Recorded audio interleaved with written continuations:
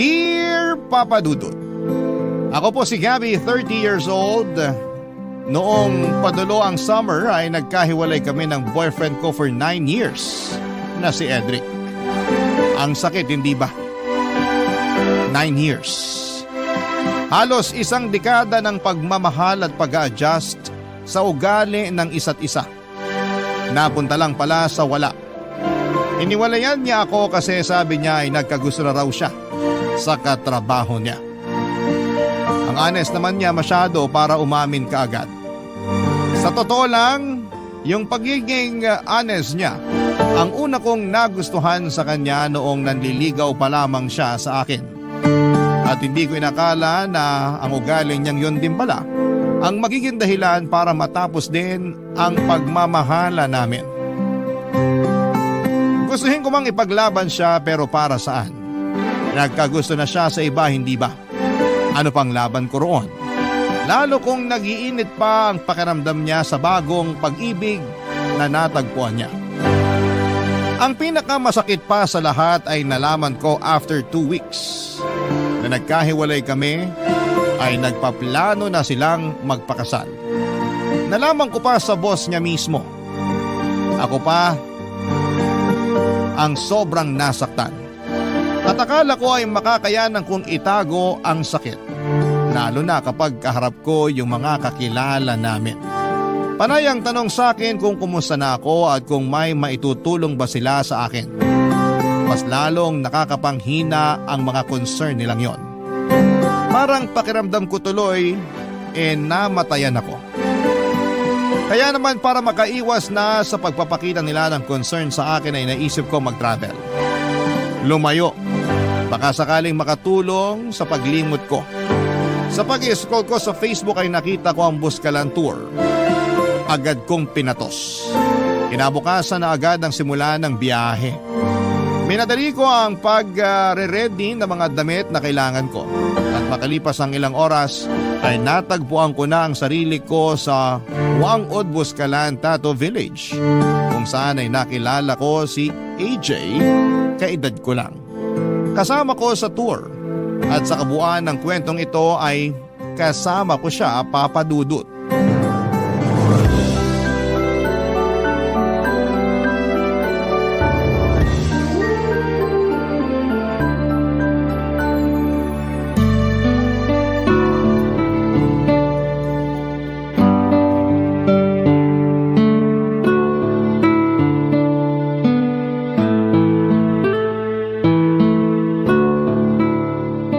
Solo joiner ka rin? Ha? Mag-isa mo lang sa travel group natin? Oo. Mukhang hindi ka madalas sumasali sa mga travel group ah. Paano mo nasabi? Hindi mo alam yung term na solo joiner eh. Ikakamatay ko ba kung hindi ko malaman ang ibig sabihin niyan? Ang sungit naman. Kaya ka siguro solo. Mukha bang gusto ko makipag-usap sa'yo? AJ nga pala pangalan ko. Parang hindi ka nakinig sa sinabi ko. Nagpakilala pa talaga. Ano pangalan mo? Hindi ka talaga naturuang makinig ng magulang mo, no? Napakinggan ko lahat ng sinabi mo. Kaya lang gusto ko makipag-usap sa'yo. Kaya bahaliwala na sa akin ang pagsusuplada mo. Nagsusuplada ako kasi ayoko makipag-usap sa'yo. Mabuburyo ka rito, sige ka. Lahat sila may kasama. Eh ikaw?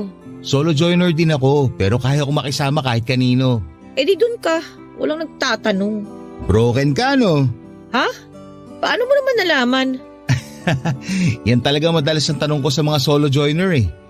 Kapag usapang broken kasi, sumasagot sila kagad. Parang ikaw, di ba? Huwag mo na nga akong kausapin.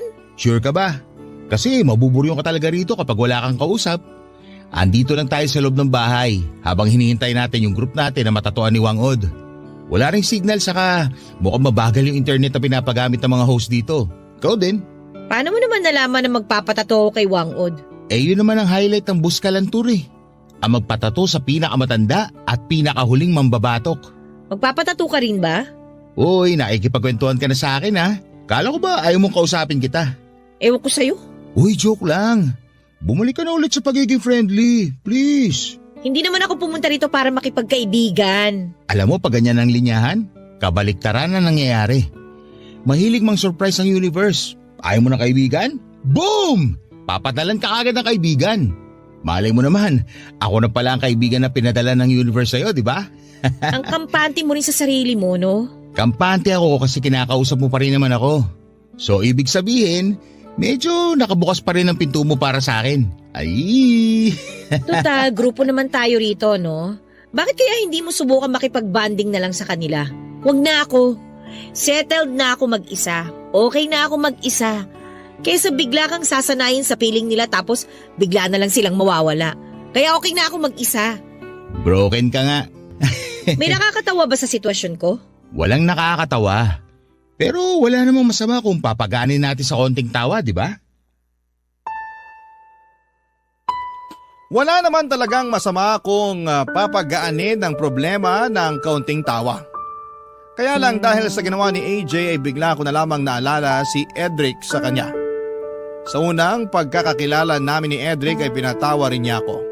Lugmok ako noon sa problema sa mga magulang ko dahil kakahiwalayin lamang nila. Wala akong ibang mapagsabihan at malapitan. Madalas akong tumatambay sa isang milk tea shop sa malapit sa amin. Doon ako nagpapalipas ng buong araw para lamang maiwasan kong umuwi ng bahay. Ayoko makita ang katotohanan na hindi na kami buong pamilya. Ayokong makita na wala na si tatay at kaming dalawa na lamang ni nanay ang magkasama. Nasa ganong sitwasyon ako nang magpakilala si Edric sa akin. Sinupladahan at tinaboy ko si Edric tulad ng ginawa ko noon kay AJ. Pero tulad ni AJ ay porsigido si Edric na mapagaan kung anuman ang mabigat na dinadala ko. Doon ako nadali. Doon na ako nahulog. Hindi ko sinasabing nakikita ko si AJ bilang potensyal na sasalo sa akin. Ayoko muna. Hindi pa ako handang makakilala ng lalaking sasalo sa akin at ayoko lang siyang nakakaharap dahil pinapaalala lamang niya sa akin ang mga naging masasayang araw ko kasama si Edric. Pinapaalala din niya sa akin na nagwakas na ang masasayang araw na yon. Kaya naman sinubukan ko nang iwasan si AJ. Nasa sulok lamang ako lagi at nagkukunwaring busy sa aking cellphone kahit na wala naman akong ibang makalikot doon dahil wala naman akong signal at hirap din akong makasagap sa kanilang wifi. Kaya lang ay porsigido si AJ na samahan ako. Lapit siya ng lapit kahit na ilang beses ko na siyang sinubukang itaboy. Papadudot.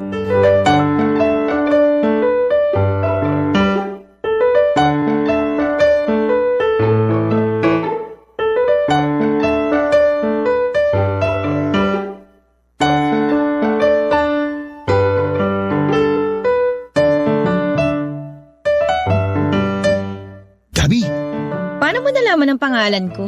Jenna Cruz sa listahan ng organizer natin. Hoy, wala kang karapatang gawin yan. Kesa naman kung ano lang itawag ko sa'yo. Gusto mo ba sitsitan na lang kita na parang aso? Ayoko rin namang gawin yun. Last na yan ha. Pangalan ko lang ang pwede mong malaman sa akin. Sabi mo eh. Huwag kang ang kampante dyan. Pangalan ko lang ang malalaman mo sa akin. Sigurado ko. Ay, may extend tayo ng stay dito sa Buskalan. Ano? Medyo dulong grupo pala tayo. Hindi ba marunong magpa-reserve ng slot ang organizer natin? Hindi kasi pwedeng reservation dito. First come, first serve policy sila rito. So, itutuloy mo pa ba na magpatato? Baka raw 2 o 3 araw extension natin. Tagal naman. Marami din daw kasi yung ibang mga grupo. Tapos, depende pa yan kung kakayanin ni Wang Od na magtato. Siyempre, may edad na siya. Kailangan maghinay-hinay din. Paano yung mga kasama natin? Gusto pa ba nilang mag-extend? Balita ko ibang kasama natin. Nag-arrange na sila ng Sagada Tour. Kasi hindi na nila mahintay tong kay Wang Od eh. Gusto mo ba sumama na lang din sa kanila? Bakit naman ako sasama sa kanila? Kasi sa Sagada madalas ang puntahan ng mga broken. Hindi rito sa Buskalan. Pala desisyon ka rin, no? Kahit saang lugar pwedeng puntahan ng mga broken. Ayos yan. At least may kasama pa ako rito habang naghihintay na matatuan ni Wang Od. Pag minamalas ka nga naman, oo. Narinig ko yun ha. Bala ko naman talagang iparinig sa'yo. Sana sa mga susunod na araw matunaw na yung kasupladahan mo. Sayang naman tong Buskalan tour mo kung idadaan mo na lang sa pagsimangot. Ikaw lang naman tong sinisimangutan ko. Sa akin, hindi ka ba naaawa? Sinisira mo ang Buskalan tour ko dahil sa kakasimangot mo sa akin eh. Alam mo, Malawak naman tong tinutuluyan natin eh. Bakit kaya hindi ka rin sa kabilang sulok?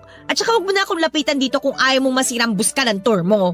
Mapapaamo rin kita. Kahit bumulong ka dyan, naririnig ko pa rin. Pinaparinig ko naman talaga sa'yo. Wala akong balak umamo sa'yo, no?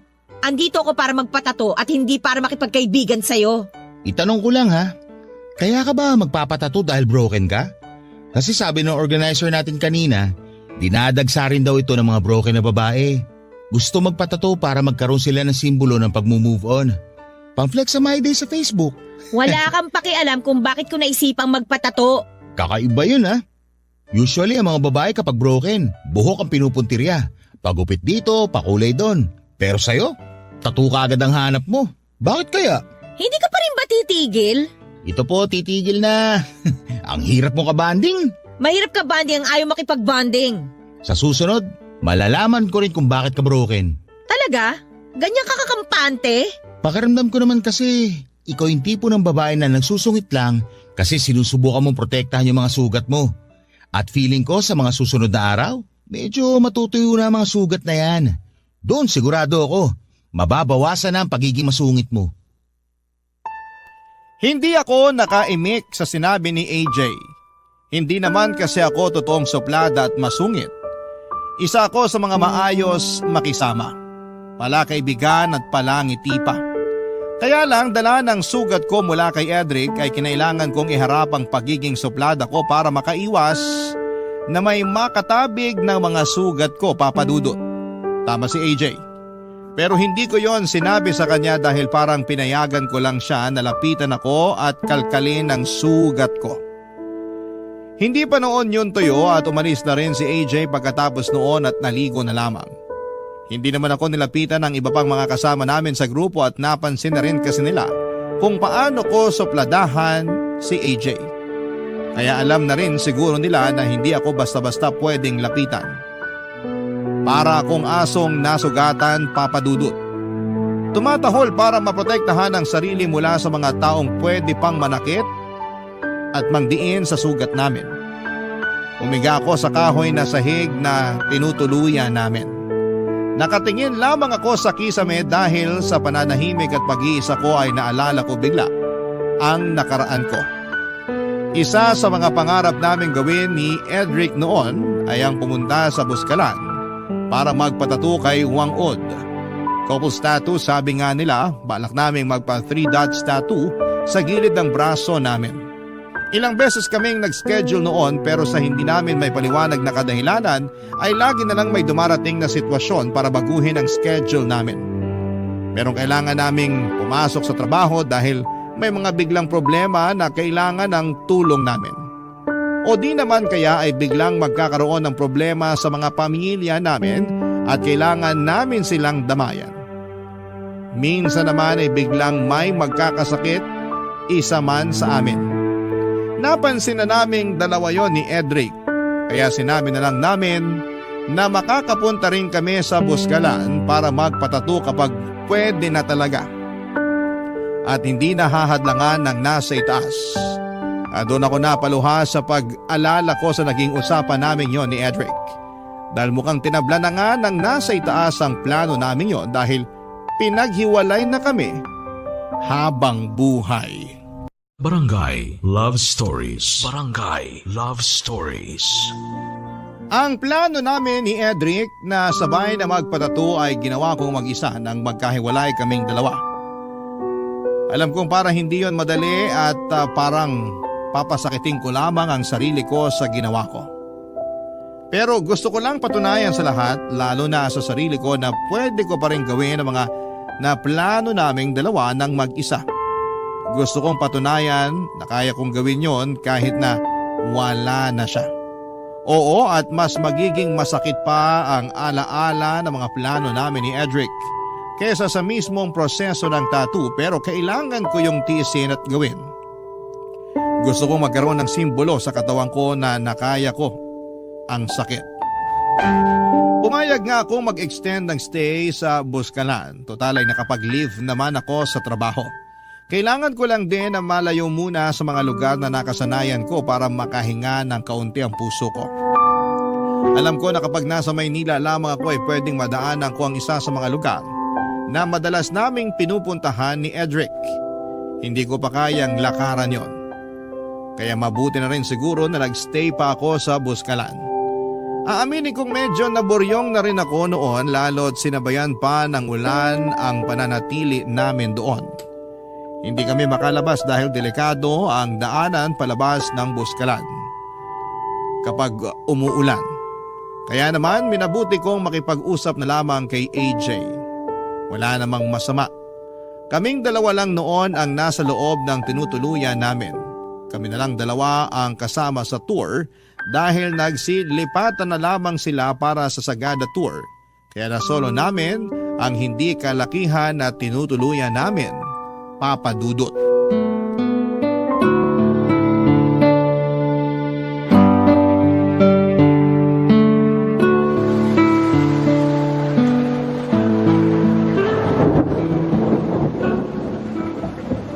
Ulan lang pala magtatagal ang kasungitan mo sa akin eh. Bigla akong nabore eh. Okay lang. Tatanggapin kong rasong yan. Bored na rin ako eh. Yung organizer natin na doon sa kabilang bahay, nakikipagmaritesan. Bakit hindi ka na lang sumama sa kanya? Gusto mo lagi may kabanding, di ba? Eh paano ka? Ayaw naman kitang iwan mag-isa rito. Salamat. Nakakabigla tong panahong to, no? Summer pero grabe yung buhos ng ulan. Ang lakas pa. Hindi ko to inaasahan. Pati panahon lolokohin ka, no? Nakakadalawang hugot ka na mula nang dumating ka rito, ha? Mukhang makakaisang dosena ka bago tayo umalis dito. Che, palibasa hindi ka makarelate sa pagiging broken ko kaya ganyan ka mang-asar. Ay, teka, broken ka rin? Saan ang hugot mo? Ako yung broken na walang hugot. So, ikaw yung broken version 2.0. Malinis na version, walang hugot. Sana all. Pero hindi halatang broken ka, ha? Magaling lang siguro ako magdala. Ay, sorry naman sa akin na nakabuyang-yang ang pagiging broken. Magkakaiba naman kasi ang mga tao sa pagdadala ng sakit na nararamdaman. Ayos lang din yan sa'yo. Wala namang masama dyan. Iisa lang naman ang goal nating lahat. Ang makamove on. Okay lang ba kung magkwento ka kung ano nangyari sa'yo?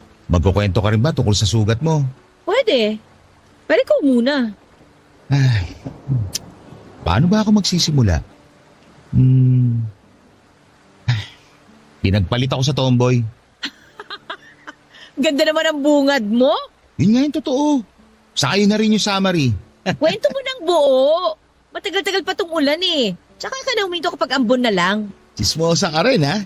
Sumama ka na lang kaya ro sa organizer natin. Noong mga nakarang araw gusto mo makipag-bonding sa akin. Tapos ngayon parang tinatabuhin mo na ako. O sige na nga.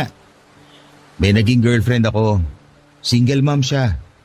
3 yung mga anak niya. Ang hirap pala. Kasi parang inuobliga niya akong sustentuhan yung mga anak niya. Asan daw yung tatay ng mga anak niya? Magkakaiba kasi ng tatay yung 3 anak niya. Hindi na rin daw nagsusustento kasi may mga asawa na. Naawa naman ako sa kanya kaya nag-aabot na rin ako kahit konti. Buti nga nag-aabot ka pa. Hindi lahat gagawin yan. Hindi mo rin naman kasi obligasyon yung mga bata. Pero obligasyon ko mapasaya ko yung ex ko. Kaya tumulong ako sa pagsusustento sa mga anak niya. Yun naman pala eh. Bakit ka pinagpalit sa tomboy? Kasi mas malaki yung pwedeng ibigay ng tomboy. May negosyo tapos galante pa. Nagsusustento ako pero hindi ako galante. Kasi kailangan ko rin mag-abot sa nanay at sa bunso kong kapatid. Kaya hindi masyadong malaki na ibibigay ko doon sa ex ko. Kaya kanya iniwan at pinagpalit. Oo. Sinabi naman niya sa akin yung totoo. Nakipaghiwalay siya ng maayos sa akin. Wala raw sanang personalan. Kailangan lang niyang mabuhay ang mga anak niya. Siyempre, naiintindihan ko yun. Mas kailangan naman talaga niyang unahin ang mga anak niya. Kaya doon siya sa mas practical na relasyon. Parang gano'n na nga. Ayun, pinakawalan ko siya. Kasi wala naman sa akin yung kailangan niya. Sakit magpalaya, no? Hindi ko naman kasi siya pwedeng ikulong sa akin. Alam nga namang ipilit ko i-provide sa kanya yung buhay na gusto niya para sa mga anak niya hindi ko nga kayang ibigay yun, di ba? Ang mature mo naman pala. Wala lang ako ibang choice. Tara, Anong tara? magkapit tayo. Balita ko masarap daw ang Buskalan Coffee. G? Papa Dudut, alam ko na yung ginawang pag-iwas ni AJ na dugtungan pa yung usapan tungkol sa ex niya ay paraan lamang niya para hindi na humaba ang usapan namin. Ganon din ako kapag tinatanong ako tungkol kay Edric ay nililihis ko. Masakit kayang ungkatin yung isang bagay na tinatago mo. Lalo kung hindi ka pa handang ilabas at ipakita yon sa iba. Minsan nakakainis din yung ibang tao na hindi nila tantanan yung mga broken na katulad namin ni AJ. Ano bang pleasure ang makukuha nila kapag nakikita nila kaming nasasaktan habang binabalikan ang nakaraan namin? Tumayo na ako sa pagkakaupo sa sahig at sinamahan si AJ na magtimpla ng kape. Nagpakulo lang kami ng tubig sa takore at doon na rin namin hinalo ang Buskalan Coffee. Mura lang ang kape nila, 100 piso ang kape at nakalagay yon sa plastic na pangyelo. Naaliw ako ang simple lang ng buhay doon sa Buskalan. Pagkatapos na kumulo ng kape sa takore ay kumuha si AJ ng 2 tasa para sa aming dalawa. Gustuhin ko man tulungan siya pero gusto niyang siya na ang umasikaso noon. Kaya pinagmasdan ko na lamang siya habang ginagawa yon. Nasa balkonahe kami noon ng tinutuluyan namin. Humina na ang buhos ng ulan. Hindi na kami nabagot sa ulan. Parang maganda pa ngang kombinasyon ng ulan at kape na mula sa takore. Naupo kami sa gilid at tanaw namin ang mga kabundukan ng Buskalan. Napakaganda. Maya-maya pa ay naalala ni AJ na meron siyang natirang biskwit sa bag niya. Kinuha niya yon para isabay sa kape namin. Natawa na lamang din ako sa combination ng kape at klase ng biskwit na dala ni AJ, Papa Dudut.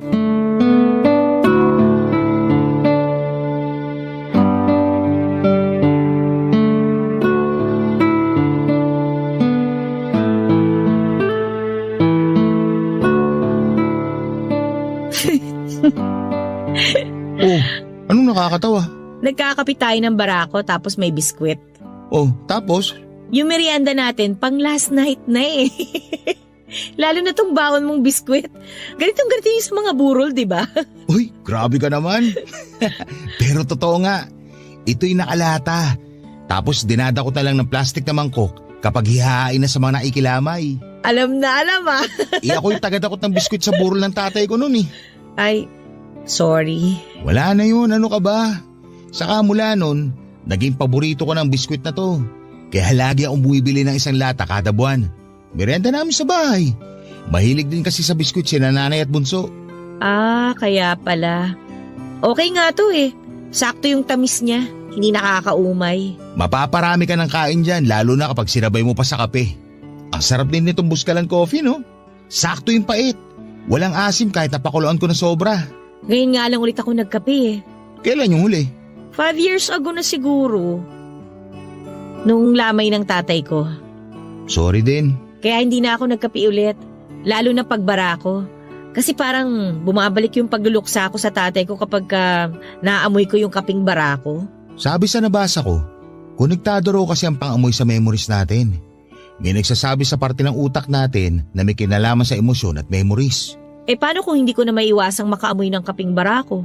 Forever na ba ako magluluksa dahil lang natitrigger ng utak ko yung emosyon at alaala ko? Ewan. Pero pwede sigurong ikonekta mo na lang yung amoy ng kaping barako sa isang masayang alaala. Ha? Paano? Meron ka bang memory sa kaping barako na masaya? Sa burol din yun ng tatay ko eh. Tanghali nun tapos kami lang. Kami lang nung ex kong si Edric yung nagbabantay. Nagkwentuhan kami. Ano pinagkwentuhan nyo? Malungkot kasi ako nun eh. Siyempre nagluluksa. Nag-worry ako kung paano ko haharapin yung future nang wala yung tatay ko. Kasi ang hirap nun, di ba? Totoo, ang hirap nga nun. Ay, tapos habang nagkakape kami, nagkaroon siya ng gana para pag-usapan yung future. Future namin. First time niyang naglatag sa akin ng mga plano niya para sa future naming dalawa. Parang naamoy ko ngayon yung mismo kaping barako na iniinom namin noon. Ano raw laman ng future na yon? Eh yun, bibili raw siya ng townhouse namin. Yun muna yung unahin niya bago kami kasal. Para kapag honeymoon na namin, dun daw naming bibinyagan ng townhouse namin. Wala pang anak pero may binyagan ang mangyayari. Tapos dun na rin kami bubuo ng pamilya. Lahat daw ng okasyon, dun magaganap sa bahay na yon hanggang sa lumaki na yung mga anak namin. Para raw pamahayan ng good memories ang bahay na yun kapag tumanda na kami at kaming dalawa na lang ang magkasama sa townhouse. At babalikan namin yung mga alaalang yun habang nagkakape. Yun, pwede na kayang yun na lang yung alaala na ipalit ko para matabunan yung malungkot na alaala ko sa kaping barako? Para rin mabura na yung memory ng pagluluksa ko sa tatay ko kapag nakakaamoy ako nun.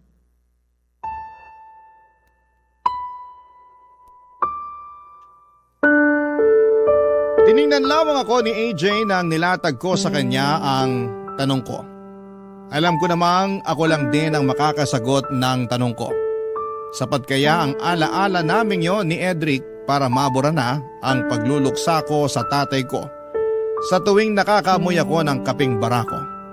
O baka nakakadagdag lamang iyon sa lungkot ko sa tuwing nakakaamoy ako ng kaping barako? Dahil hindi natupad ang future na pinag-usapan naming dalawa ni Edric. Natahimik na lamang kaming pareho ni AJ, naging awkward ang paligid dahil kahit tumawa ko sa dulo ng tanong ko ay amoy na amoy pa rin ni AJ ang kalungkutan ko. Tumingin si AJ sa mga kabundukan habang kumakagat ng biskwit. Ako naman ay bumalik sa pag-inom ng Buscalan coffee. Hanggat maaari ayokong huminga habang umiinom ng kaping yon. Dahil nga bukod sa ibinabalik ng amoy na yon ng mga alaala ng pagluluksa ko sa kamatayan ng tatay ko, ay binabalik din ito ang mga alaala ng mga plano ni Edric para sa future namin. Tahimik pa rin ako noon at iniisip na baka meron pa akong ibang masayang alaala sa amoy ng kaping barako. Yung amoy na walang koneksyon, isa man kina Edric o kay tatay. Pero walang mahagilap ang utak ko. Tanging ang mga mapapait lang na alaala ni na Edric at tatay ang nahalukay ko. Biglang pumait ang kaping ininom ko. Itinigil ko muna pansamantala ang paghigop at nakiusap ako kay AJ na kuhanan ako ng tubig. Mabilis namang ginawa yon ni AJ at inabot yon sa akin. Nanginginig akong kinuha yon at ininom. Walang amoy ang tubig, malinis at kahit papaano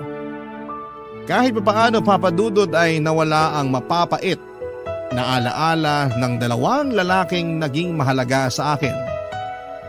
Mga taong nagpasaya sa akin at nagpalungkot.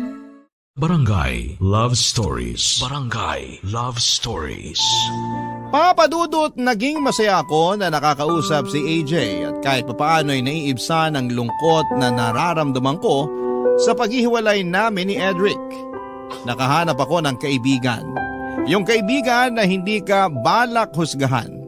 Hindi ka pipilitin na magkwento tungkol sa sakit na nararamdaman mo. Hinahayaan niya lamang ako magkwento kung ano lang yung kaya ko at ganoon din ang ginawa ko sa kanya. Naging komportable kaming irespeto ang mga nakaraan ng bawat isa. Kaya sa Buscalan ay hindi naging mahirap ang paghinga. Hindi naging mahirap magpatuyo ng sugat. Minsan talaga ay kailangan mo lang ng isang katulad mo o di naman kaya isang taong makakaunawa sa sugat mo. Sa sitwasyon ko at si AJ yon pareho. Nagpa-extend na nga rin kami muli sa pag-stay sa Buscalan. Kahit kami na noon ang dapat sasalang para magpatattoo ay pinauna muna namin ang mga nahuli kesa sa amin. Natawa na lang ang organizer sa amin, paano ba naman kasi nung una ay para kaming tubig at langis na hindi pwedeng mapagsama. Pero noong mga oras na yon ay hindi na rin kami mapaghiwalay pa.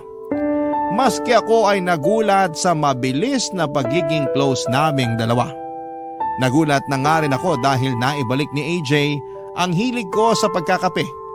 Hindi na ganoong kapait ang bumabalik sa aking alaala sa tuwing naaamoy ko ang kaping barako. Dahil wala na akong ibang maalala kundi yung masayang usapan namin ni AJ sa tuwing nakakaamoy ako ng kape. Unti-unti ay kumupas na ang masasakit na alaala ni na Edric at tatay kapag naaamoy ko na ang kumukulong kape sa takore. Yan ang mga bagay na naranasan ko.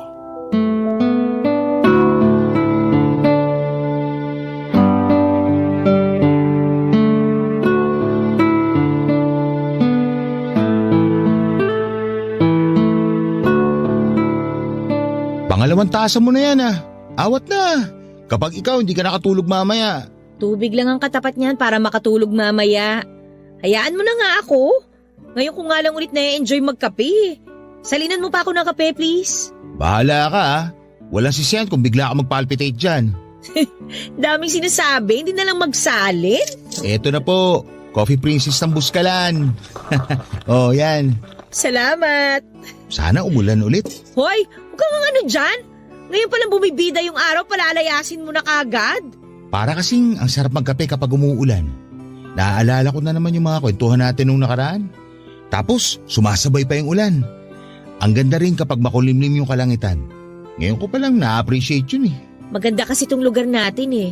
Kapag sa Manila to, nako, ang hirap i-appreciate.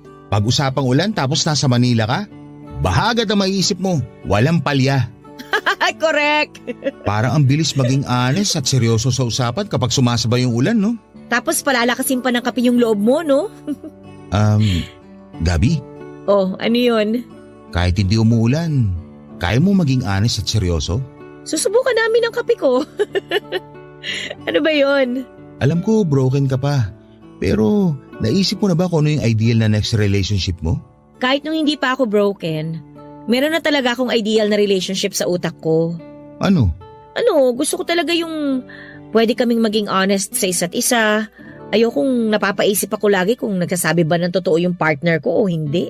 Baka dyan napapasok yung trust. Oy, true yan. Papunta rin dyan sa trust yung ideal relationship ko eh. Yung kaya ko talagang magtiwala kahit nasaan siya o kahit sino pa yung kasama niya. Marami pa rin ibang tao na pwede mapagkatiwalaan. Yan nga yung problema ko ngayon eh. Bakit? Alam ko hindi ko pa nakukwento sa iyo yung nangyaring relasyon ko kay Edric pero malaking tiwala kasi yung nawala eh. Pwedeng magpapapiyaw ka sa nangyari? Kung okay lang ha? Siguro sabihin na lang natin na dahil sa ginawa ni Edric sa akin, may hirapan ng next na makakarelasyon ko na ibalik yung tiwala ko sa relasyon. Kahit yung tiwala ko sa sarili ko na makakahandle pa ako ng relasyon, para kasing parang nawala na rin. Hindi ko kasi alam kung kaya ko pang pagkatiwalaan yung sarili ko na sumugal ulit sa susunod eh. Kasi paano kung maulit na naman, 'di ba? Masira na naman yung tiwala ko. Parang hindi ko na yata kaya. Kota na ako sa nangyari sa amin ni Edric. In fairness, Anong in fairness? kinaya pa rin ng kape na gawin kang honest at seryoso. Ano, isang tasa pa? Ay sige, isa pa nga. Alam na agad ni AJ na kapag bumibigat na ang loob ko, magko-commercial break na agad kami at ililiko na ang usapan doon sa magaan. Yan ang isang bagay na kinatuwa ko kay AJ. Alam niya kung kailan naabante sa akin at alam niya kung kailan hihinto. Kaya niya talagang irespeto ang boundaries ko. Nakakatuwa lang na isipin na merong isang tao na kahit na ilang araw mo palang nakikilala, ay mas maayos na ang trato sa iyo kumpara sa mga taong matagal na sa buhay mo.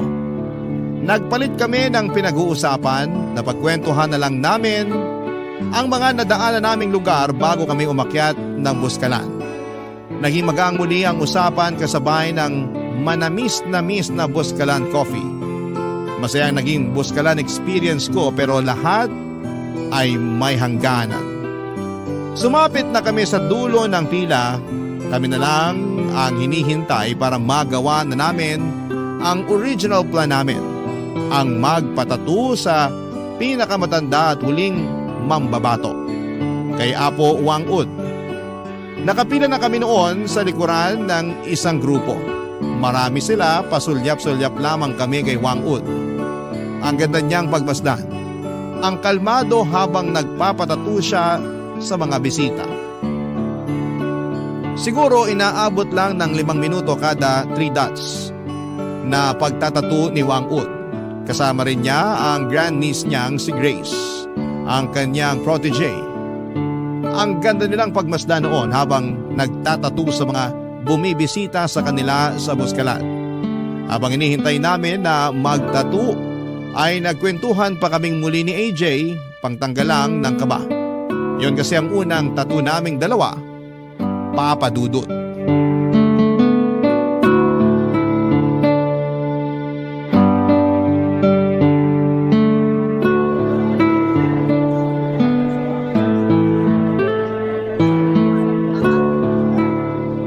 Aminin mo, kabado ka. Eh ikaw, hindi? Pero mas kinakabahan ka. Takot kasi ako sa karayom. Hindi naman karayom ang gagamitin. Tinik daw. O di mas nakakatakot. For the experience na lang to. 5 minutes lang naman yan. Tapos, hintayin na lang natin na gumaling. Mabilis lang naman gumaling ang tato. Sana ganun din ang pusong sugatan. Sabi ko na may lasugot ka pa eh. Anong last? Meron pa mamaya pagsakay natin sa van pag-alis dito. Pauwi na pala tayo ng Manila. Parang kailan lang nagpapalpitate tayo sa kape na buskalan, no? Parang kailan lang suplada ka sa akin. At ngayon, Paminsan-minsan na lang. dadamihan kong pagsusuplad ako sa sa van. Lalo kapag medyo masakit na itong magiging tattoo sa akin. Alam mo, wala na masasakit pa sa niloko. Wow! Kung kailan pa uwi, tsaka natutong humugot. Pambihira naman, no? Natuto ako sa'yo, master eh. Alam mo, na-enjoy ko tong experience na to. Ma-enjoy mo pa kaya mamaya kapag tinatatuan ka? Walang iiyak ha? Ina-expect ko na naman yung sakit ng pagpapatato. Tsaka parte naman talaga ng buhay na makaramdam ka ng sakit, di ba? Oo, pero wag naman sana araw-araw. Lumilipas din naman ang sakit. Pati ang saya lumilipas din, no? Yun lang. Gabi? Ano na naman? Nagsusuplada ka na dyan eh. Hindi pa nga tayo nakakasakay ng van. Eh kinakabahan na nga kasi ako eh. Malapit na ako. Matagal pa yan. Mukhang magpapahinga ulit si Apo. Ano ba kasi yun? Wag na lang pala. Tingnan mo to, mambibitin pa. Hindi na lang sabihin. Nahiya na ako bigla eh. Sabihin mo na, huwag ka na mahiya. Pagbalik natin ng Manila at pagbalik natin sa realidad, maalala mo pa kaya ako? Alam mo bang nagpa-reserve na ako ng 5 plastic ng Buskalan Coffee? Araw-araw kong iinumin at aamuyin yun para maalala ka lang. Ako, hindi ko na kailangan ng Buskalan Coffee. Kahit 3-in-1 lang ang matimpla ko, maaalala pa rin kita. Ang drama! Epekto ba ng kaba mo yan? Panira ka talaga ng moment, no? O ano bang moment yung sinasabi mo dyan?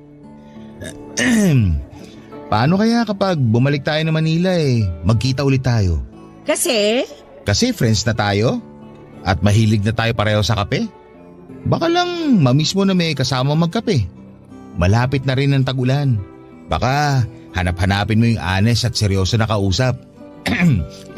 Nandito lang naman ako. I-add mo lang ako sa Facebook at kalad ka rin na ako sa mga gusto mo. Naku naman, marami na akong friends sa Manila. Hindi ko na kailangan ng dagdag na kaibigan. Pero manliligaw, pwede ba?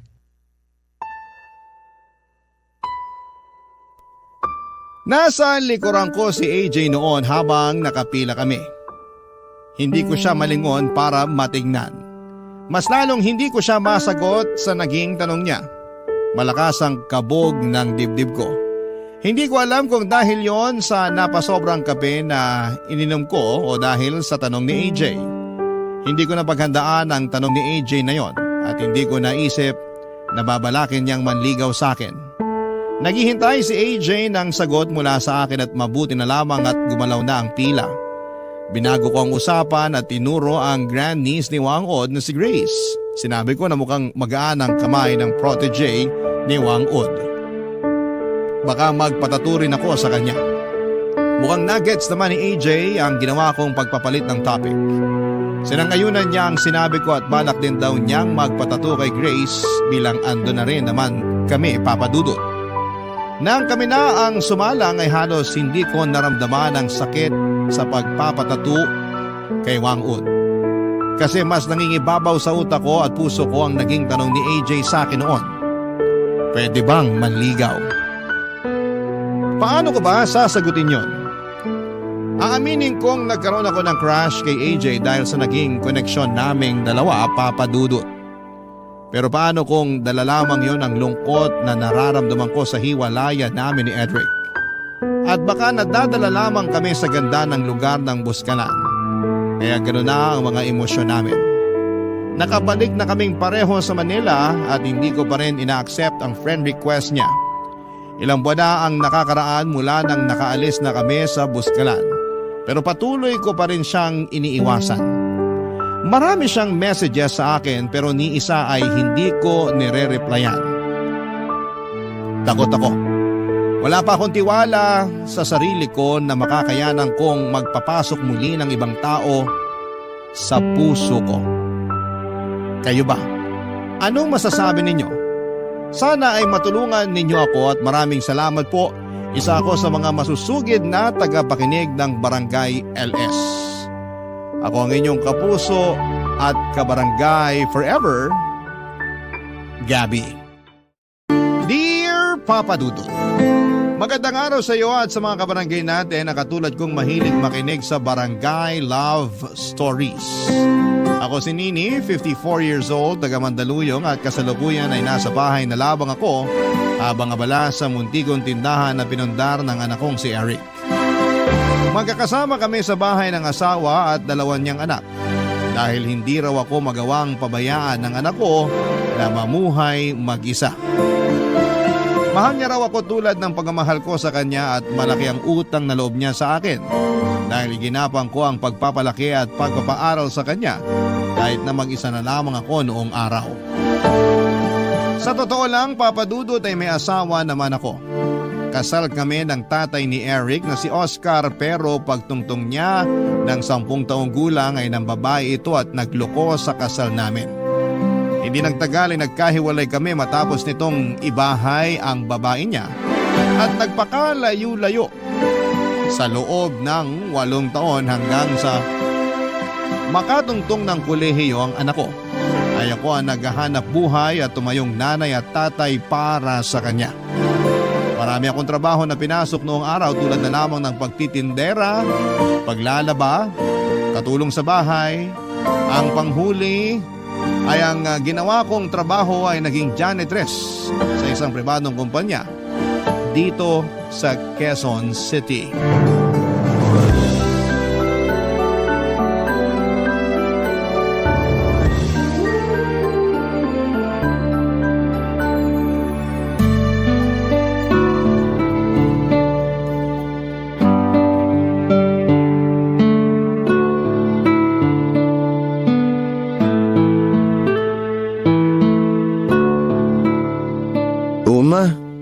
Bakit naman po nakangiti kayo dyan?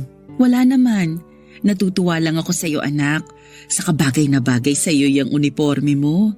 Napakagwapo mong tignan. Akala ko po may dumi ako sa mukha eh. Wala ah.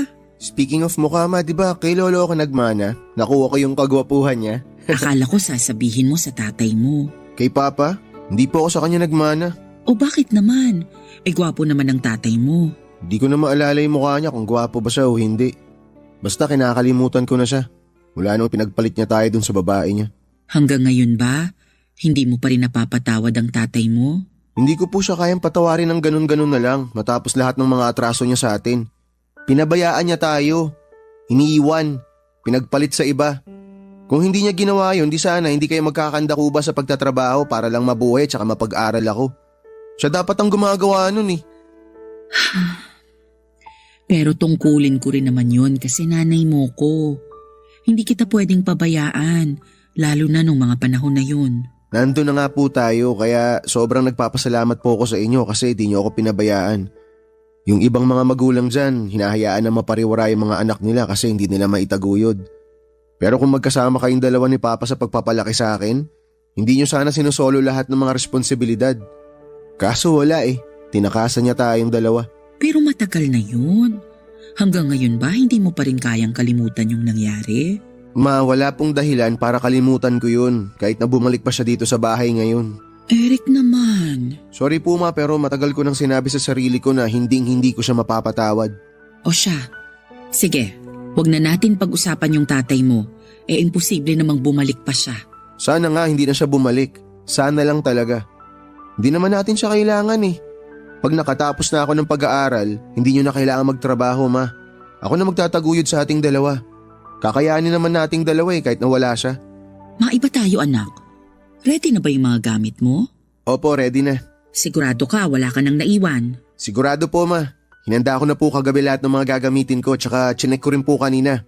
Kaya wag na po kayo mag-alala. Hindi na naman po ako bata eh. College na ako, ma. Malaki na po ako. Para sa akin, kahit ano pang edad mo, ikaw pa rin yung Eric na hinahatid ko nun sa school. Bilang nanay, hindi na mawawala sa akin na mag-alala, lalo unang araw mo sa kolehiyo. Hindi ka ba kinakabahan? Kinakabahan po pero kakayanin. Oo, ganyan nga. Lagi mong tandaan na anumang sitwasyon, kayanin mo. Opo, yan po ang turo niyo sa akin eh. Kayo kaya ang role model ko. Nang bola ka na dyan. Hindi po ako nang bobola ma, totoo yung sinabi ko. Ay nako, mana ka talaga sa pinagmanahan mo. Sa inyo lang naman po ako pwede magmana eh. Sige na, anong oras na oh? Baka mahuli ka pa sa klase mo dahil traffic. Mahirap na. Okay, sige ma, alis na po ako. Sige, mag-iingat ka. Ikaw ma, alis na po ba kayo? Aalis na rin ako maya-maya. Maaga pa naman eh. Maglilinis muna ako rito sa bahay.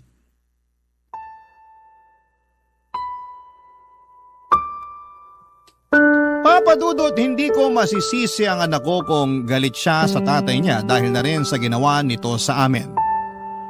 Pero ayoko namang lumaki siya na namumuhi sa sarili niyang ama dahil kung ako ang tatanungin ninyo ay matagal ko nang napatawad si Oscar. Oo, nandun pa rin ang pagkadismaya ko sa kanya dahil sa pangiiwan niya sa amin ni Eric para sumama sa ibang babae. Pero habang lumilipas ang panahon, Papa Dudut, natatabunan ang pagiging abala ko sa trabaho at pag-aaruga sa anak namin ang galit ko sa kanya at sa mga ginawa niya sa amin. Bukod doon ay aaminin ko na malaki talaga ang pagpapahalaga ko sa kasal. Sagrado kong ituring ko yon, kaya nga kahit na ilang beses na sa aking sinabi noon ni Eric na ikinakahiya niyang dalhin ang apelyido ng tatay niya ay wala na lang akong imik. Pero sa kaloob-looban ko ay mahalaga pa rin sa akin ang natatanging bagay na yon dahil yun na lang ang pinangahawakan ko para masabi na minsan ikinasal ako sa lalaking minahal ko. Ganon ang paniniwala ko hanggang isang araw ay bigla na lamang nagbalik sa buhay namin si Oscar, Papa Dudut.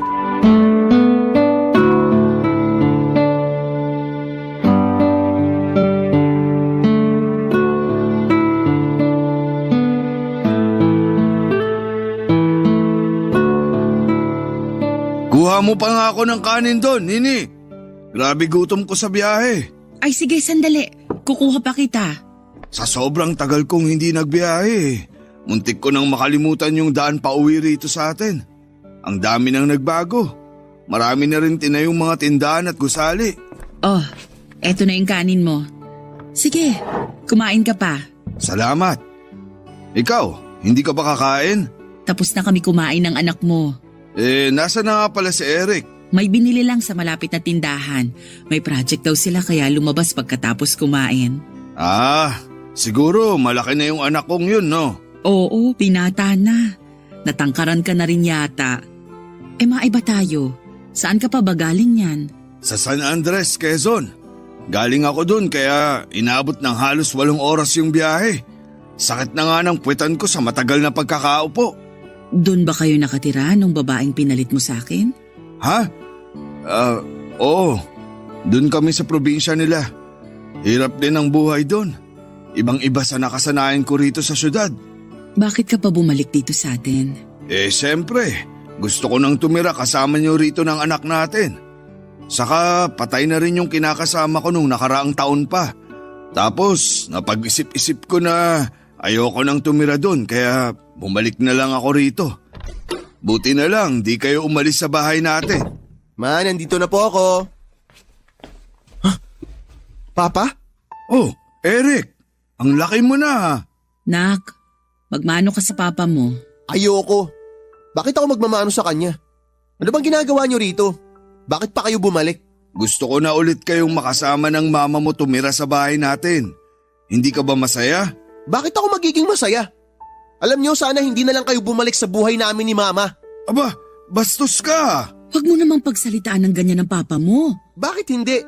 Bigla na lang siyang uuwi dito sa bahay tapos ang kapal na mukha niya na sabihin na gusto niyang tumira dito kasama tayo? Ano yun? Ganun na lang yung kadali? Baka nakakalimutan mo. Pamamahay ko rin to. Hindi ko nakakalimutan yun. Pero nawalan na kayo ng karapatan dito sa bahay na to mula nung iwan niyo kami ng mama ko. Huminahon ka muna. Tatay mo pa rin naman ang kausap mo. Saka tama naman siya. May karapatan pa rin siya sa bahay natin kasi asawa ko pa rin siya. Magumising nga kayo. May asawa bang ng bababae tapos iiwan kayo? Tapos na yon.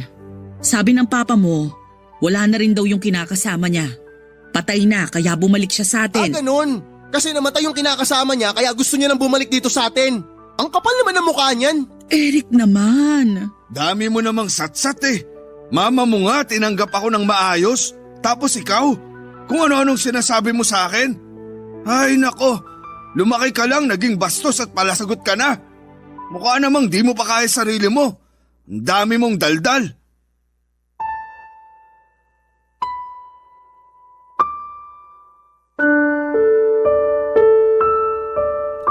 Papadudod kahit na masaya ako sa pagbabalik ng mister ko. Malungkot pa rin ako dahil hindi natuwa si Eric sa pagkikita nila ng kanyang tatay. Akala ko pa naman pagkalipas ng mahabang panahon ay magbabago na ang pakikitungo niya sa tatay niya sakaling magkita silang muli, Papadudod. Pero nagkamali ako dahil noong ko lang nakita ang mas matinding galit sa mga mata at reaksyon ni Eric. Hindi ko naman siya masisisi pero umaasa pa rin ako ng mga panahon na yon na sana'y mapatawad pa rin niya ang tatay niya, lalo na kailangan kami ni Oscar. 3 araw makalipas tumira ulit si Oscar sa bahay at inamin niyang may dinaramdam siya sa tagiliran niya. Naisip kong ipakonsulta siya sa doktor at doon namin nalaman na may malubha siyang sakit. At dahil nga patay na ang kinakasama niya ay wala nang mag-aalaga sa kanya, kundi ako na lamang na lehitimong asawa niya ng mga panahong yon. Papadudod. Barangay Love Stories. Barangay Love Stories. Papadudod katulad ng sinumpaan namin sa altar noong kinasal kami ni Oscar. Magsasama kami sa hirap at ginhawa, sa lungkot at ligaya, sa sakit at sa kalusugan. Alam ko na pagsubok lang ng Panginoon sa amin ang paghihiwalay namin noong araw, pero sa huli ay pagkalipas ng mahabang panahon ay pinagbuklod pa rin kami ng Diyos upang magkasama ni Oscar. Alam ko na ako na lang ang maasahan niya ng mga panahong yon. Kaya naman nangako ako sa sarili ko na hindi ko siya bibiguin. Sa kabilang banda ay ayaw pa rin ng anak ko na tumira sa bahay namin ang tatay niya, pero wala pa rin siyang nagawa dahil ako pa rin ang masusunod sa aming dalawa. Kaya nga nanatili si Oscar sa bahay at tinuring ko siya bilang asawa. Mas nanaig sa akin ang awa at habag sa kanya ng mga panahong yon dahil sa kondisyon niya. Noong pina-check up namin si Oscar ay nakumpirma namin na meron siyang chronic kidney disease at kailangan na niyang magdialysis. Ako lang ang nag-asikaso kay Oscar kaya hindi rin maiwasan na mapagod ako, lalo na at nagtatrabaho din ako. At yon ang bagay na napansin ni Eric nang minsan niya akong kumustahin pagkatapos naming maghapunan.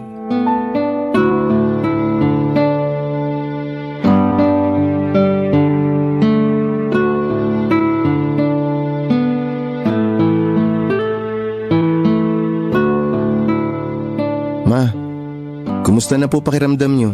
Eto, masakit ang katawan. Ang dami naming ginawa kanina sa trabaho. Paano?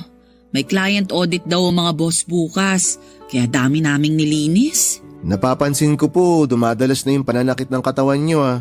Baka naman kayo na yung magkasakit niyan. Iinuman ko na lang to ng gamot mamaya bago matulog. Bukod sa pag-inom ng gamot ma, kailangan niyo rin magpahinga. Oo, lagi rin akong puyat gawa ng tatay mo. Nini, halika nga rito sa may sofa. Ano bang problema nun? Bakit siya sumisigaw? Baka may kailangan lang ang tatay mo. Teka, nandyan na ako, Oscar. Ano yon? Ano yun? Kanina pa kayo nagbubulungan ni Eric dyan sa tabi. Ako ba yung pinagbubulungan nyo? Hindi ah. Bakit naman namin gagawin yun? Ewan ko. Siguro pinag-uusapan nyo ako. Kasi pabigat ako sa buhay nyo. Oscar naman. Buti alam mo. Ano ka mo? Di mo narinig? Sige, uulitin ko. Sabi ko, buti alam mo. Buti alam mo na pabigat ka lang dito sa bahay na to. Pabigat ka lang sa aming dalawa ni Mama. Sumusobra ka na talaga. Ako pa ngayon ang sumusobra? Ikaw, kumusta? Kumusta ka? Hindi ka ba sumusobra? Huwag mong pagsalitaan ng ganyan ng papa mo. Nakakainis kasi. Akala mo kung sinong boss kung makasigaw. Hari-harian dito sa bahay pabigat naman. Pasalamat ka, masakit tong katawan ko. Kaya di ako makabangon sa pagkakahiga ko rito sa sofa. Kung hindi, makakatingin ka talaga sa akin ng suntok. Talaga ba nananakot ka pa? Ganyan na nga kalagayan mo. Ikaw pa matapang? Kapal ah. Anong sabi mo? Eric, tumigil ka na. Huwag mo nang pagsalitaan ng ganyan ng papa mo. Kita mo na ngang may iniinda siya, oh. Oo ma, kitang-kita ko yung iniinda niya. Malamang karma niya yan sa pag-iwan niya sa atin noon. Naturingan ka pa namang nag-aaral pero bastos ka. Ah, gusto mo ba ng ganyanan? O sige, ikaw nga padre de pamilya pero naghanap ka ng iba. Iniwan mo kami ni mama. Anong sabi mo? Ano yan, bingi-bingihan ka na naman? Hindi mo na naman narinig? Ano, ulitin ko pa ba? Nini, pagsabihan mo nga yung anak mo. Anak, tumigil ka na sabi. Hindi ko mapigilan ma Akala mo kasi kung sino to kung makaasta. Pabigat lang naman siya. Tingnan mo yung sarili mo ma. Hindi ka sana mapapagod ng ganyan Kung sa tuwing pag-uwi mo rito, hindi mo naiintindihin tong taong to. Kaso hindi Sabit na nga, paalaga pa. Di ba? Walang kwenta talaga. Tsaka ma, tingin nyo ba hindi ko napapansin kung paano kayo trato nito? Kung sigaw-sigawan ka na lang kung utus-utusan ka, akala mo kung sino?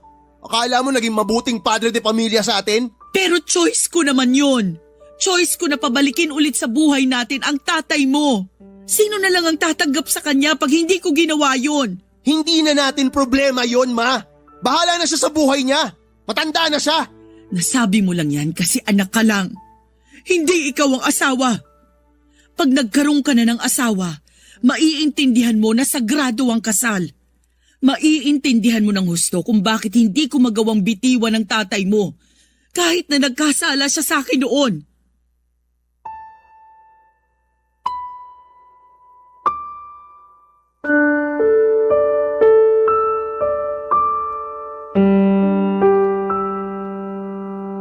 Papadudot nung hindi pa kami nagkakahiwalay ni Oscar ay may ugali na talaga siya na mabilis magalit o mapikon sa mga bagay-bagay.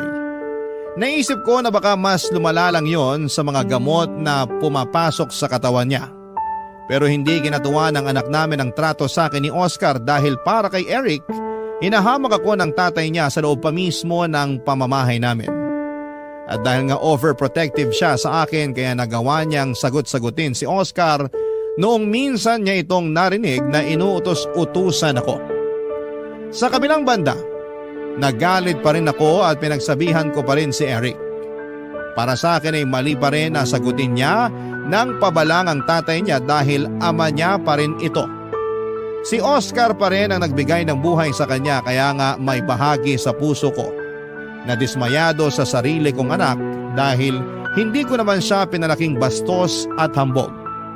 Hindi lang yun ang unang insidente na halos magpang-abot sila ng tatay niya dahil pagkalipas lang ng ilang araw ay may sumunod pang tagpo na masasabi kong mas malala, Papa Dudut.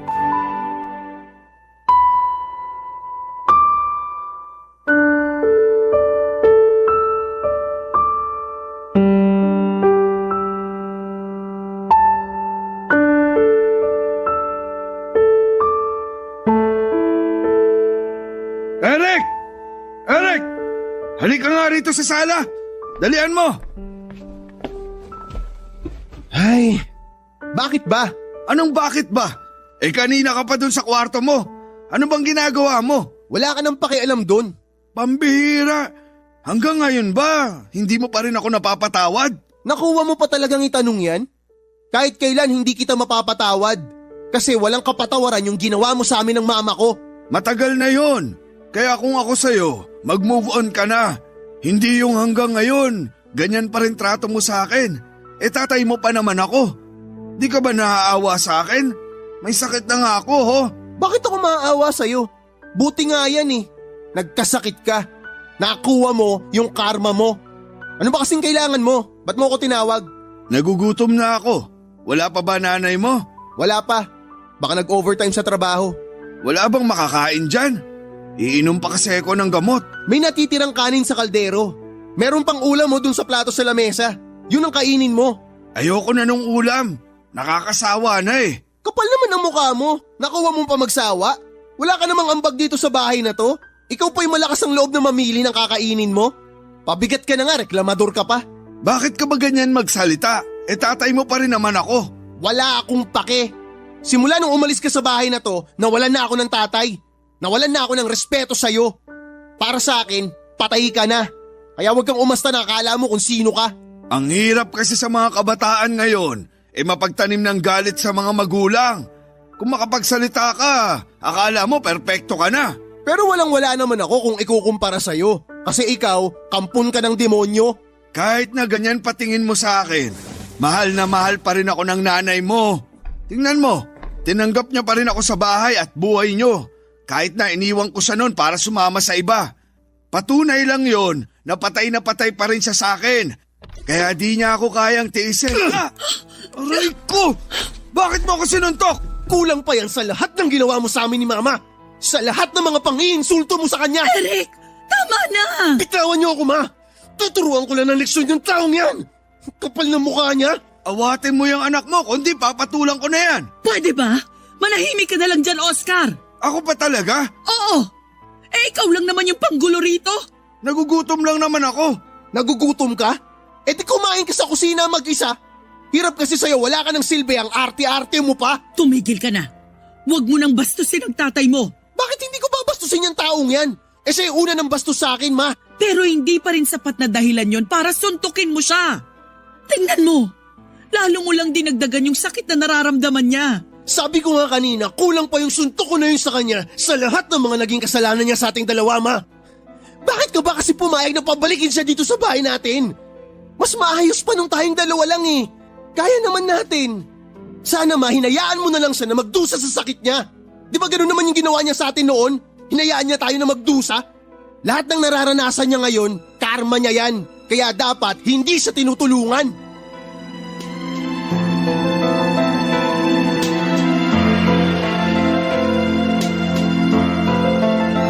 Papadudot yun ang unang beses na nasagot ako ng husto ni Eric, kaya naman galit na galit ako sa kanya. Magalang kasing bata at marespeto ang anak ko, kaya gano'n na lamang ang gulat ko dahil parang sa loob lamang ng maiksing panahon ay nagbago na siya. Siguro'y malaki talagang impluwensya ng pagkamuhi niya sa tatay niya para mawalan na siya ng respeto sa akin na nanay niya. Bukod doon ay masama rin ang loob ko sa kanya dahil sa panununtok niya kay Oscar. Ilang araw din kaming hindi nag-imika ni Eric, pero sa huli ay kinausap ko siya at humingi siya ng tawad sa akin dahil sa mga nasabi niya. Nagsorry din ako sa kanya at pinilit ko siyang patawarin na rin ang tatay niya. Pero hindi ganoon kadali yon dahil hindi raw deserve ni Oscar ang kapatawaran niya. Napabuntong hininga na lamang ako at pilit na tinanggap sa aking puso ang desisyon ng anak ko. Doon ko nga naisip na habang walang magulang ang makakatiis sa anak, ay merong mga anak na kayang tiisin ang mga magulang nila. Papadudot. Barangay Love Stories. Barangay Love Stories. Papadudot, mabilis na lumipas ang 3 taon. At sa loob ng panahong yon ay nagkayod kalabaw ako sa pagtatrabaho para masustentuhan ang pagdadialysis ni Oscar. Walang-wala rin kasi siya ng mga panahong yon at ako lamang ang maasahan niya na tutulong sa pagpapagamot niya. Pero kahit anong pagsisikap ko sa trabaho ay kinakapos pa rin kami. Kaya naman inilapit ko na si Oscar sa lokal na gobyerno at iba pang pribadong institusyon para makatulong sa pagpapadialysis niya. Nagbenta na rin po ako ng mga personal naming gamit para makadagdag sa ipon ko. Noong nagkapuhunan ako ay nagtinda ako ng mga merienda na inaalok ko sa mga katrabaho ko. Ginawa ko yon kasabay ng pagtatrabaho bilang janitress. Kahit na mahirap ay wala akong hindi kakayanin para madugtungan pa ang buhay ng asawa ko. Kaya lang dahil nga mas madalas pa rin kaming masaid, pati ang inipon kong pera para sa pag-aaral ni Eric ay nagastos ko na. Papadudot.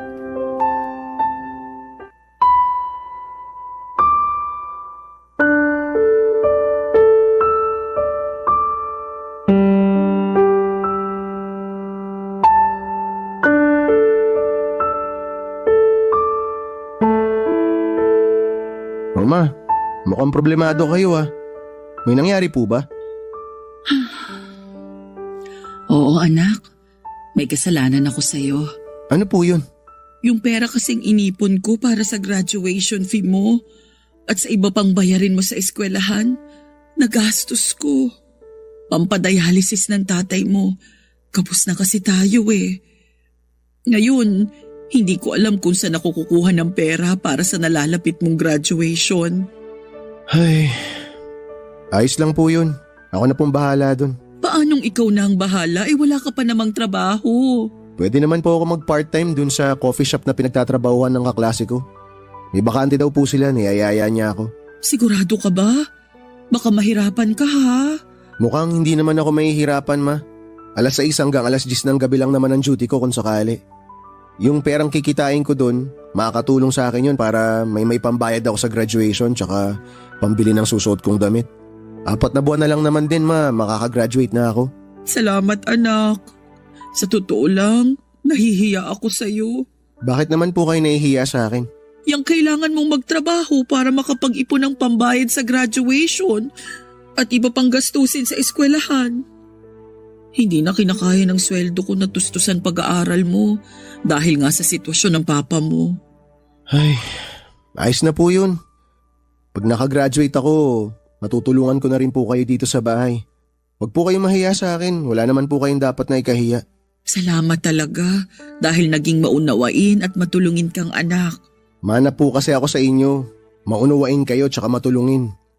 Kaya nga, kahit na anong kasalanan ni Papa noon, tinanggap nyo pa rin siya. Tinulungan, pinagamot. Nung una hindi ko po talaga maintindihan yun kung bakit ganun yung naging desisyon nyo. Pero nitong huli, naisip ko rin na baka nga tama kayo sa sinabi nyo sa akin. Na kapag nakapag-asawa na ako, tsaka ko lang maiintindihan kung gaano kasagrado ang kasal. Oo, kasi hindi naman lahat ng tao perpekto. Lahat nagkakasala. Lahat nagkukulang. Ultimo ako. Kaya nga nung bumalik sa buhay natin ang papa mo, sinabi ko sa sarili ko na nakahanda ulit akong gampanan ng pagiging asawa ko sa kanya. Kaya nga nakakabilib kayo, May. Kasi kinaya nyo yun. Tapos ipinagpatuloy nyo pa yung pagiging asawa nyo sa kanya kahit na mahirap. Mahal ko ang papa mo Ganun talaga yata pag nagmamahal ang tao. Kaakibat na nun yung pagsasakripisyo at pagpapatawad. Ikaw ba? Kumusta na ang pakikitungo mo sa papa mo? Napatawad mo na ba siya, anak? Hindi pa rin, ma, pero sinusubukan ko naman. Naiinis lang kasi ako sa ugali niya kapag mainit yung ulo niya. Lalo na pag nakikita ko yung trato niya sa inyo. Inis na inis ako. Akala mo kung sino Pero pinipigilan ko yung sarili ko kasi wala naman ako magawa. Alangan naman palayasin ko siya rito. Pagpasensyahan mo na lang siya pag nagkakaganon. Baka epekto na rin ang gamot sa kanong sakit niya. Ay, ano pa nga po ba? Pagsasabihan ko na lang din siya. Pero sana, mas lawakan mo pa yung pag-intindi mo sa tatay mo. Tulad nga po ng sabi ko, ma. Sinusubukan ko naman po talaga Salamat ulit, anak. Salamat talaga, ha?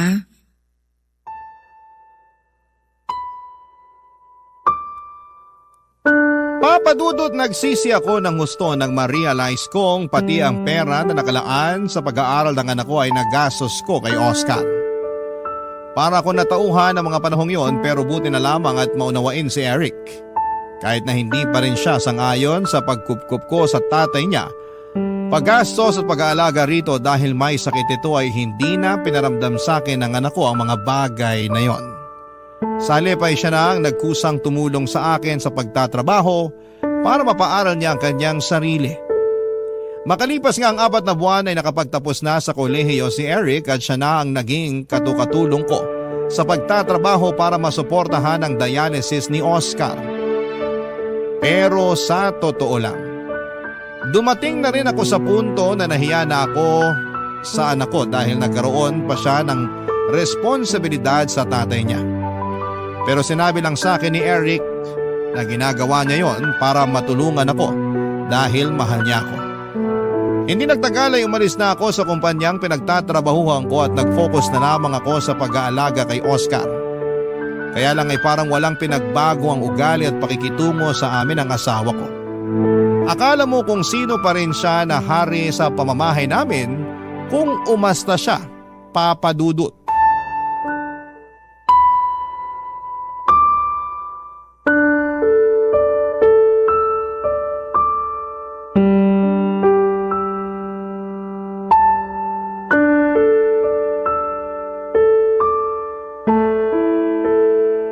Nini! Nini! Ano ba? Kanina ka pa dyan sa banyo. Ang bagal-bagal mo. Ano ba kasing problema mo? Kakapasok ko lang sa banyo. Kakapasok daw. Parang kanina ka pa dun. Marunong ka pa sa akin. Huwag mo na ako pagsalitaan ng ganyan ha. Ano bang kailangan mo? Masahihin mo mga binti ko. Kanina pa nangangalay Sa totoo lang, pagod ako, Oscar. Kanina pa ako naglalaba, di ba? Halos katatapos ko nga lang. Wala nang lakas tong mga kamay ko para masahihin ka pa. Ano ba naman yan? Sino na lang magmamasahe sa akin?